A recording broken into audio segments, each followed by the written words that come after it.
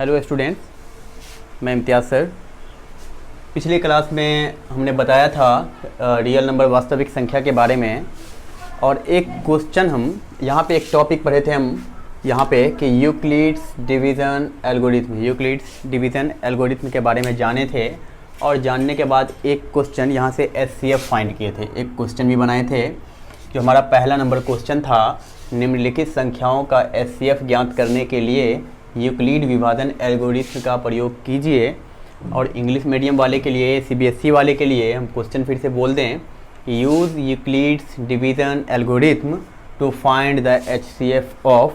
इसमें हमारा 3 क्वेश्चन है, पहला, दूसरा और तीसरा। ये पहला नंबर क्वेश्चन हम यहाँ से सॉल्व किए थे और इसका आंसर आपको दे दिए थे इससे पहले वाले वीडियो में। इसका लिंक हम डिस्क्रिप्शन बॉक्स में डाल देंगे। अभी देखते हैं सेकेंड नंबर क्वेश्चन हमारा कैसा है ना। तो सेकेंड नंबर जो क्वेश्चन है ये भी बाबू यूक्लिड्स डिवीज़न का है। तो यहाँ से फाइंड करना है सेकेंड नंबर क्वेश्चन है हमारा 196 एंड 38220। इसका हमको क्या करना है, एचसीएफ फाइंड करना है।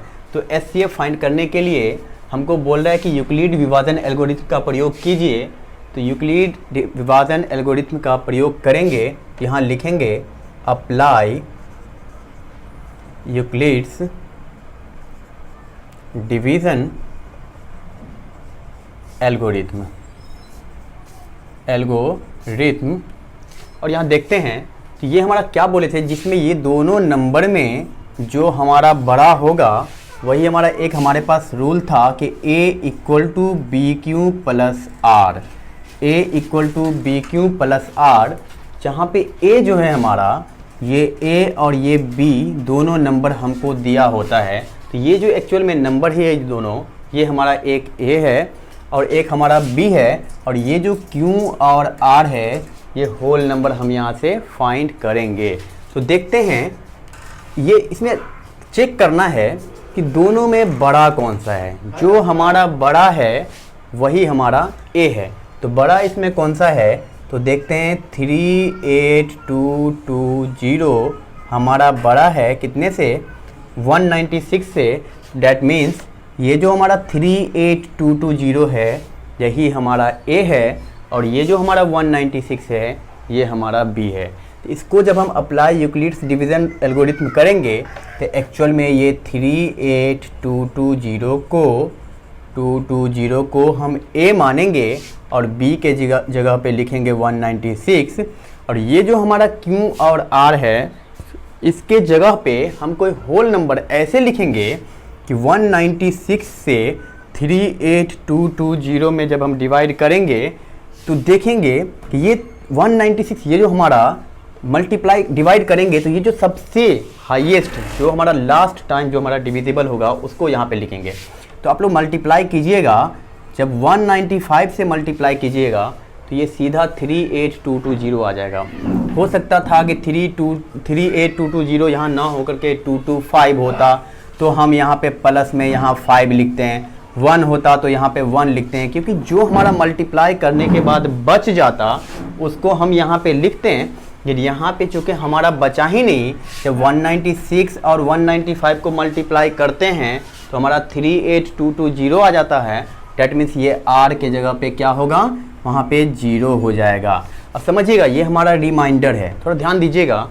ये r जो हमारा होता है वो हमेशा, ये r जो हमारा होता है वो हमेशा 0 से या तो बड़ा होता है और बराबर भी हो सकता है, लेकिन b से हमेशा छोटा होता है। तो b हमारा यहाँ पे कितना है, 196 है। इस b से हमेशा छोटा होगा और 0 से बड़ा या बराबर होगा। तो हम तब तक अप्लाई यूक्लिड डिवीज़न एल्गोरिथम को जब तक हम अप्लाई करेंगे, यूक्लिड डिवीज़न एल्गोरिथम को तब तक हम प्रयोग करेंगे जब तक हमारा ये रिमाइंडर जो है वो हमारा 0 नहीं आ जाए। तो यहाँ पे देखते हैं, एक ही बार अप्लाई किए और हमारा रिमाइंडर कितना आ गया, रिमाइंडर इक्वल टू 0 आ गया। डैट मीन्स हमारा जो एचसीएफ है वो 196 ही है। वो जो हमारा एचसीएफ है, therefore HCF of 196 and 38220 is 196, यही हमारा आंसर है। HCF equal to 196। ये हमारा सेकेंड नंबर क्वेश्चन था। आप लोग इसको समझ गए होंगे, नोट कर लीजिए।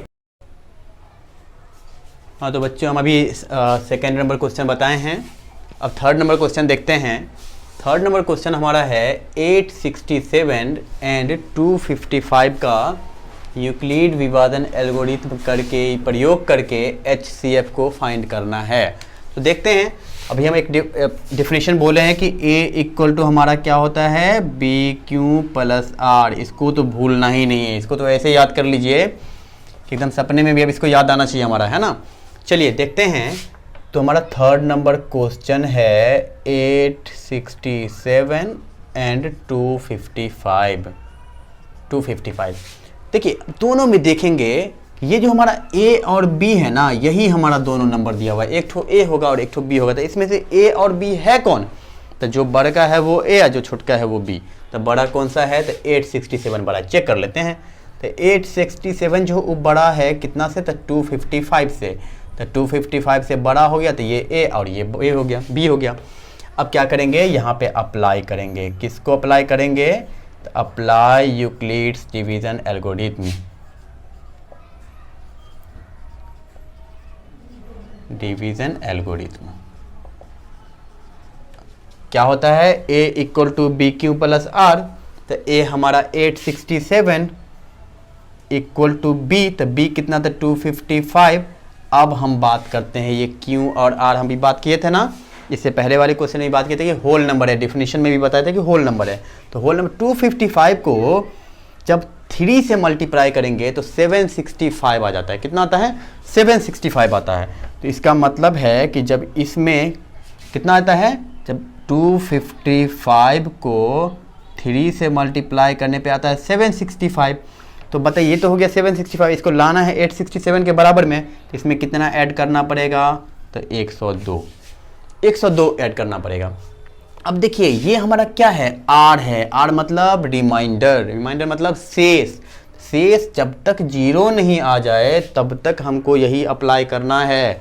तो देखते हैं क्या हमारा रिमाइंडर 0 आ गया?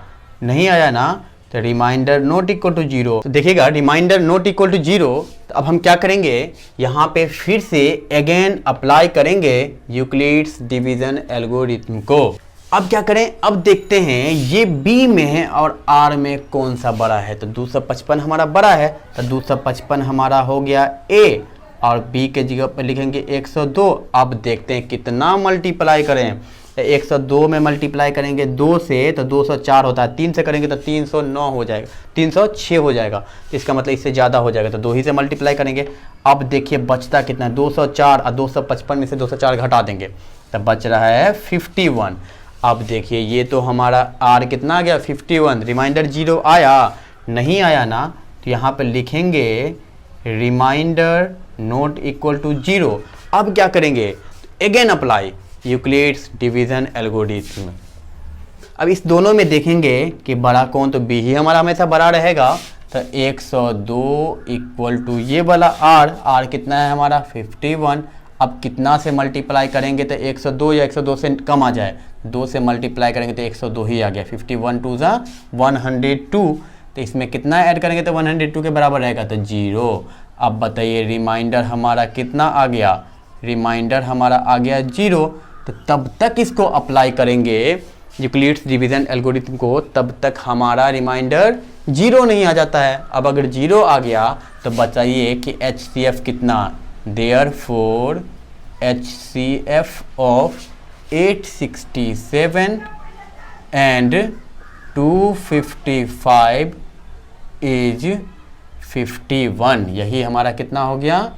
आंसर हो गया। आंसर ठीक है, समझ में आ गया? आप लोग इसको नोट कर लीजिए। तो बच्चों ये जो हमारा नेक्स्ट क्वेश्चन है, इस क्वेश्चन पे आप थोड़ा ध्यान दीजिएगा। हमारा नेक्स्ट क्वेश्चन है सेकेंड नंबर क्वेश्चन। दर्शाइए कि कोई भी धनात्मक विषम पूर्णांक। अब समझिएगा ये पूर्णांक क्या होता है आप लोग जानते हैं? पूर्णांक क्या होता है, विषम क्या होता है, धनात्मक क्या होता है, ये आप लोग को समझना है। क्वेश्चन है हमारा, दर्शाइए कि कोई भी धनात्मक विषम पूर्णांक 6q + 1, 6q + 3, 6q+5 के रूप का होता है, जहाँ q कोई पूर्णांक है। ये पूर्णांक हम लोग को समझना है, पूर्णांक क्या होता है। इंग्लिश में हमारा क्वेश्चन है, दोनों के लिए साथ में बता रहे हैं। तो show that any positive odd integer is of the form 6q+1, 6q+3 या 6q+5 where q is some integer, कोई भी इंटीजर हो। तो थोड़ा ध्यान दीजिएगा आप लोग। यहाँ पे सबसे पहले समझते हैं बाबू धनात्मक क्या होता है। धनात्मक क्या होता है? पॉजिटिव। पॉजिटिव आप लोग समझ रहे हैं, मतलब जैसे हम यहाँ से कोई नंबर अगर इंटीजर, सबसे पहले इंटीजर समझते हैं, इंटीजर होता क्या है। थोड़ा ध्यान दीजिए, ये इंटीजर हम समझा रहे हैं, पूर्णांक समझा रहे हैं, पूर्णांक इंटीजर। सब लोग थोड़ा ध्यान दीजिएगा।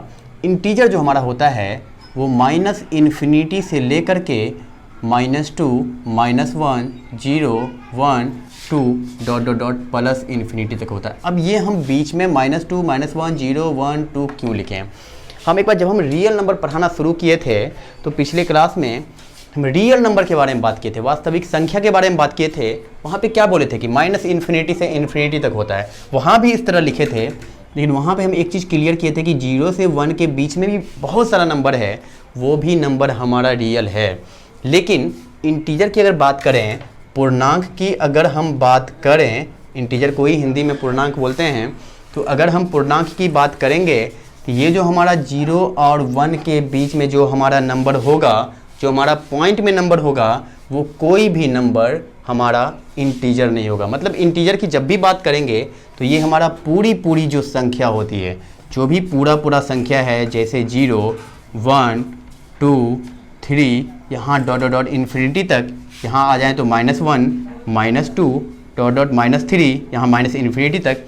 तो ये जो हमारा पूरा संख्या है, जैसे हम 0 की बात करें, 1 की बात करें, 2 की बात करें, 3 की बात करें, -1 की बात करें, -2 की करें, -3 की करें, -100 की करें, 100 की करें, ये सारा का सारा क्या है? हमारा इंटीजर है।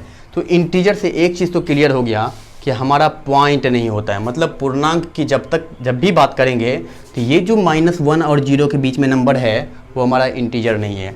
0 से 1 के बीच में नंबर है वो हमारा इंटीजर नहीं है। 1 से 2 के बीच में नंबर है वो हमारा इंटीजर नहीं है। मतलब -1 हमारा इंटीजर है, 0 हमारा इंटीजर है, 1 हमारा इंटीजर है, 2 हमारा पूर्णांक है, 3 हमारा पूर्णांक है, 4 हमारा पूर्णांक है। क्लियर हो गया आप लोग को? पूर्णांक तो क्लियर हो गया होगा, इंटीजर तो आप लोग को समझ में आ गया होगा। अब यहाँ पे धनात्मक विषम पूर्णांक, ये विषम क्या होता है? विषम मतलब ऑड, ऑड मतलब होता है विषम। थोड़ा ध्यान दीजिएगा बाबू, क्योंकि ये नंबर जब तक आप लोग पूरा क्लियर नहीं होगा, अगर नंबर आप लोगों को क्लियर हो जाए ना तो मुझे ये क्वेश्चन बताने की ज़रूरत ही नहीं पड़ेगा, श्योर आप लोग बना लीजिएगा। तो सबसे पहले कोई भी टीचर क्या करते हैं, क्वेश्चन लिखें, आंसर बता देते हैं, लेकिन हम आंसर नहीं बताते हैं, हम उस क्वेश्चन को बनाने का तरीका बताएंगे आप लोग को। मतलब मैथ ऐसे पढ़िए कि किसी को पढ़ा दीजिए। पढ़ना ऐसे है कि किसी को कोई बच्चा अगर पूछ दे तो उसको पढ़ा देना है, सिर्फ बना नहीं देना है, पढ़ा देना है। ठीक है, तो थोड़ा ध्यान दीजिएगा यहाँ पे अब हम समझते हैं ऑड, विषम क्या होता है। विषम नंबर, सम संख्या, विषम संख्या आप लोग पढ़े होइएगा। जो 2 से पूरा विभाग कट जाए वो सम संख्या, आज पूरा नहीं कटे तो विषम संख्या। तो इसमें कुछ समझने की ज़रूरत है क्या? नहीं ना। तो -3 हो गया, मतलब इधर से आते हैं, डॉलर बहुत दूर से आते हैं, कहाँ से? तो -∞ से आते हैं, आ रहे हैं, -3 है, -1 है, फिर 1 है, 3 है, 5 है, 7 है, 9 है, ... कहाँ तक जा रहे हैं? इन्फिनिटी तक जा रहे हैं। मतलब ये -3 कट जाएगा ना 2 से? नहीं कटेगा। -1 कटेगा? नहीं कटेगा। 1 कटेगा? नहीं कटेगा। 3 कटेगा? मतलब ऐसा कोई नंबर जो नंबर हमारा 2 से पूरा डिविजिबल ना हो, डैट मीन्स वो विषम है। इसमें कोई दिक्कत नहीं है। अब बात करते हैं यहाँ धनात्मक की। यहाँ पूर्णांक क्लियर हो गया, विषम क्लियर हो गया। अब बात करते हैं धनात्मक। धनात्मक मतलब पॉजिटिव। पॉजिटिव क्या है बाबू? पॉजिटिव मतलब पॉजिटिव। अब पॉजिटिव क्या है यहाँ से समझिए। ये एक्चुअली 0 जो होता है ना, वो non negative, non positive number बोलते हैं 0 को। नॉन नेगेटिव, ना ही ये नेगेटिव नंबर मानते हैं, ना ही इसको पॉजिटिव मानते हैं, लेकिन लेते दोनों में, नहीं भी लेते हैं और लेते दोनों में। अब थोड़ा ध्यान दीजिएगा, मतलब यहाँ से आगे जो भी हमारा नंबर है वो हमारा धनात्मक है, और यहाँ से इधर जो भी हमारा नंबर है वो हमारा ऋणात्मक है। अब बात करते हैं, ये पॉजिटिव है और ये हमारा नेगेटिव है। अब कोई पूछेगा धनात्मक विषम पूर्णांक के बारे में, तो अच्छे से पढ़ा दीजिएगा ना, ऑब्वियसली पढ़ा दीजिएगा। अब बात करते हैं, क्वेश्चन हमारा क्या बोल रहा है कि ये जो हमारा 6q+1 है, 6q+3 है, 6q+5 है, ये हमारा धनात्मक विषम पूर्णांक के रूप का होता है इसको आप दर्शाइए, यही दिखाने के लिए बोल रहा है। तो चलिए हम ट्राई करते हैं, इसको देखते हैं। पहले थोड़ा सा इसको इरेज कर लें, चलिए समझिएगा। तो हमारे पास एक ही रूल ही अब तक पढ़े हैं 10वीं क्लास में, अभी तक हम एक ही टॉपिक पढ़े हैं। वो टॉपिक हमको है यूक्लिड्स डिवीज़न एल्गोरिथम, इसके अलावा हम कुछ जानते ही नहीं है, हम भी नहीं जानते हैं। चलिए थोड़ा ध्यान दीजिए कैसे बनाते हैं इसको। हम इस क्वेश्चन को भी उसी मेथड से बनाएंगे, जब हम एक ही मेथड जानते हैं तो एक ही मेथड से बनाएंगे। चलिए देखिए, सबसे पहले जैसे ही मेरे माथे में यूक्लिड्स डिवीज़न एल्गोरिथम की बात आती है तो एक हमारे पास डिफिनीशन आता है। वो डिफिनीशन क्या आता है, A = BQ + R। अब तो हमको लग रहा है कि सपने में सोए रहेंगे तब पर भी ये डिफिनीशन हमको आता रहेगा। थोड़ा ध्यान दीजिए। अब मतलब जो भी क्वेश्चन है देखिए ना, ऐसे ही टाइप में लिखा हुआ है, BQ + R, है ना, सब ऐसे ही लिखा हुआ है ना। तो एक काम करते हैं, इसको एक तो मान लेते हैं, लेट A = पॉजिटिव इंटीजर। थोड़ा ध्यान दीजिए, आप लोग को सब चीज़ क्लियर हो गया भाई। इंटीजर आप लोग जानते हैं, आप समझाने की जरूरत नहीं पड़ेगा। पॉजिटिव आप लोग जानते हैं, समझाने की जरूरत नहीं पड़ेगा हमको। और B जो है ना, B बराबर हम मान लेते हैं 6। अब बोलिएगा सर आप 6 से क्यों माने, आप 1 का ही नहीं माने, 2 का ही नहीं माने। अब वो 6 इसलिए माने क्योंकि 6 हमको सब में यूज़ है। देखिए 6 यहाँ भी है, 6 यहाँ भी है, 6 यहाँ भी है। B के जगह पे 6 है इसलिए हम 6 मान लिए। कोई दिक्कत है किसी को? कोई दिक्कत नहीं होना चाहिए। अब क्या करते हैं, इसमें हम अप्लाई कर देते हैं। क्या अप्लाई कर देते हैं, तो वही जो घिसा पिटा हम लोग पढ़ते हुए आ रहे हैं, आदत सी होगी यूक्लिड्स डिवीज़न एल्गोरिथम, है ना। अब तो किसी का नाम भी रख देंगे यूक्लिड्स, है ना। चलिए देखिएगा, apply Euclid's division algorithm, Euclid's division algorithm. तो क्या लिखेंगे, A = 6Q + R। 6 क्यों लिखेंगे, क्योंकि B के जगह हम 6 मान लिए हैं और A मान लेंगे कोई भी पॉजिटिव इंटीजर है, क्योंकि A और B बाबू दोनों हमको पॉजिटिव होना चाहिए। तो B तो क्लियर कर दिएगा कि 6 हमारा पॉजिटिव है, लेकिन A क्लियर नहीं किया हुआ। डिफिनीशन हमारा कहता है यूक्लिड्स डिवीजन का कि A और B दोनों हमारा पॉजिटिव होना चाहिए, इसलिए हम A को हम पॉजिटिव मान लिए हैं। कोई दिक्कत है? पॉजिटिव क्यों माने हैं, इसलिए माने हैं सर, इसलिए माने हैं क्योंकि A और B दोनों हमारा पॉजिटिव होना चाहिए। तो B तो हमारा 6 दिख रहे हैं, 6 तो हमारा पॉजिटिव है, ये तो क्लियर है, लेकिन इसको हम पॉजिटिव मान लिए हैं। तो A = 6Q + R। अब थोड़ा ध्यान दीजिए, जहाँ पे ये जो Q है ना, ये Q जो है ये हमारा क्या है, पूर्णांक है। कैसा पूर्णांक है, कैसा पूर्णांक है, कोई भी पूर्णांक है, पता नहीं, लेकिन 0 से बड़ा है या बराबर है। क्यों है बड़ा या बराबर, क्योंकि हमको बोल रहा है कि पॉजिटिव के बारे में बात कर रहा है।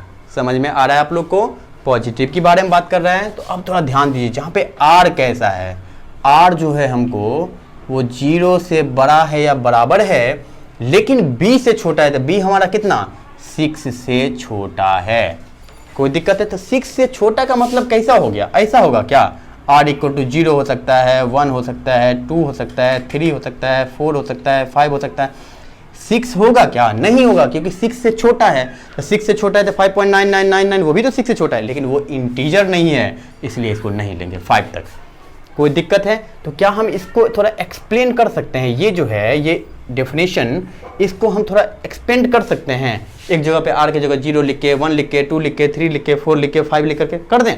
चलिए इसको हम थोड़ा सा क्या करते हैं, तो एक्सप्लेन कर देते हैं। तो क्या ऐसे लिख दें, A = 6Q, एक बार R के जगह पे पुट करते हैं 0, या A बराबर इतना भी लिख सकते हैं 6Q + 1, R के जगह पे 1, या ऐसा भी लिख सकते हैं 6Q + R के जगह 2, ऐसा भी लिख सकते हैं 6Q, और का साइन है बाबू, और है मतलब या, और का मतलब या होता है 6Q + 3, या 6Q + 4, या 6Q + 5। अब थोड़ा ध्यान दीजिए, अब ये तो हम बना लिए क्योंकि R बराबर 0, 1, 2, 3, 4, 5 था, तो एक जगह पे R की जगह 0 लिख दिए, एक जगह 1 लिख दिए, एक जगह 2 लिख दिए, एक जगह 3 लिख दिए, एक जगह 4 लिख दिए और एक जगह 5 लिख दिए। लेकिन इसमें से किसकी बात कर रहा है, तो एक तो इसकी बात कर रहा है, एक हमारा इसकी बात कर रहा है, और एक हमारा इसकी बात कर रहा है। ये तीनों के बारे में बोल रहा है। देखिए क्वेश्चन हमारा तीनों के बारे में बोल रहा है कि प्रूव कीजिए, दिखाइए कि धनात्मक विषम पूर्णांक है। तो इस तीनों को देखते हैं। तो अब वो एक बार क्या करते हैं, तो हम ये वाले को लेते हैं, इसकी तो बात ही नहीं करेंगे क्योंकि ये तो हमको क्वेश्चन बोल ही नहीं रहा है। ये तो हमको क्वेश्चन बोल ही नहीं रहा है, ये भी हमको नहीं बोल रहा है। ये जो गोलका है ना, इसके बारे में बात कर रहा है। तो थोड़ा देखते हैं इसको। a बराबर है हमारा 6q + 1। इसको थोड़ा ध्यान दीजिए, क्या इसको ऐसे लिख दें 2 × 3q + 1।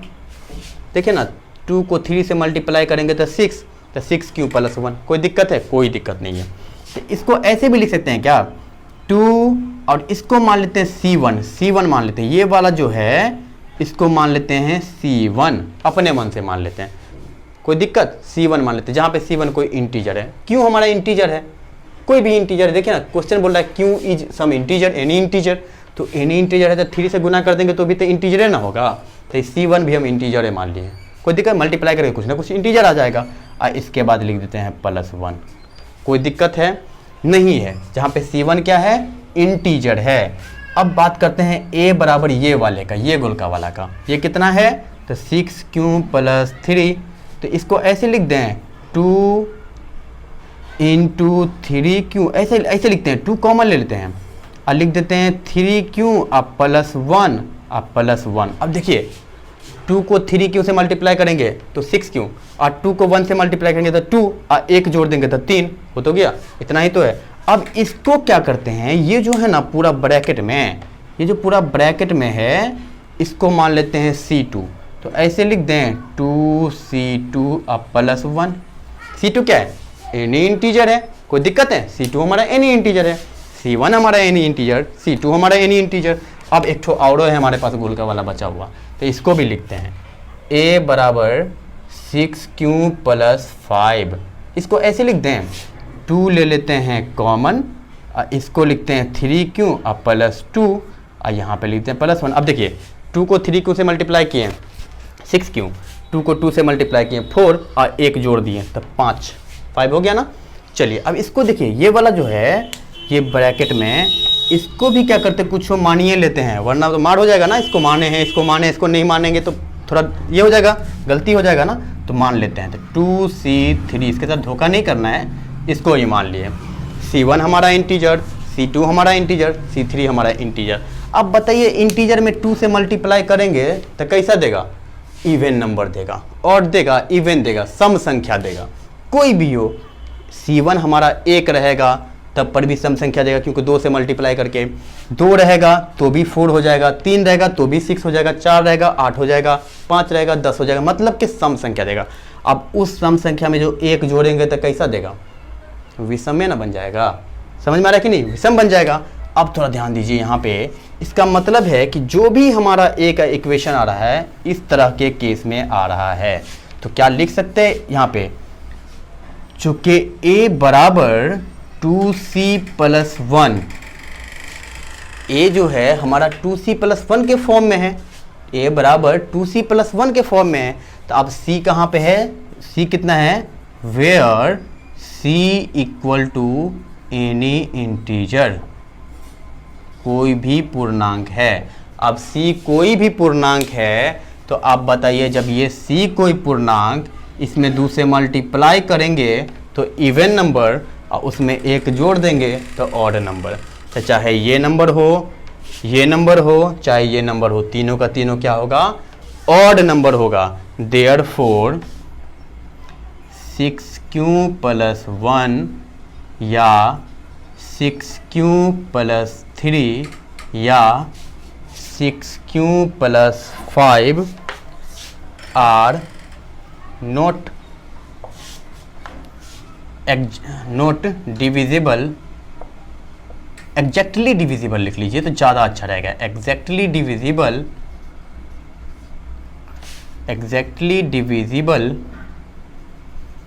बाय 2, देयरफॉर 6q + 1 और 6q + 3 और 6q + 5 आर क्या? Positive odd integer. Positive odd integer, धनात्मक विषम पूर्णांक। यही तो हमको प्रूफ करना था, हो गया प्रूफ्ड। नोट कर लीजिए।